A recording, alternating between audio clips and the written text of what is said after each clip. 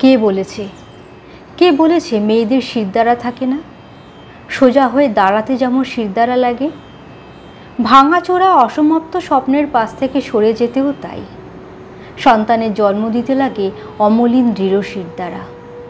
শিরদাঁড়া লাগে হাঁড়ি ভর্তি ভাত উনুন থেকে নামাতে। নিচু হতে হতে মাটির সঙ্গে মিশে যাওয়া মেয়েটি জানে প্রতি রাতে আহত ব্যথার সাথে লড়তে শক্তপোক্ত শিরদাঁড়ার কি ভীষণ দরকার। মুখ খুলতে যেমন শিরদাঁড়া লাগে, মুখ বন্ধ করে থাকতেও তাই। অপছন্দ, না চাওয়া, অসম্মান, অপমান, নিজস্ব খিদের পাশে দাঁড়াতে না পারা, চেতনার ঘরে তালা বন্ধ করে দরজায় বসে থাকা নির্বাক মুখ ও বধির, এসব কাজে শিরদাঁড়াই তো একমাত্র হাতিয়ার।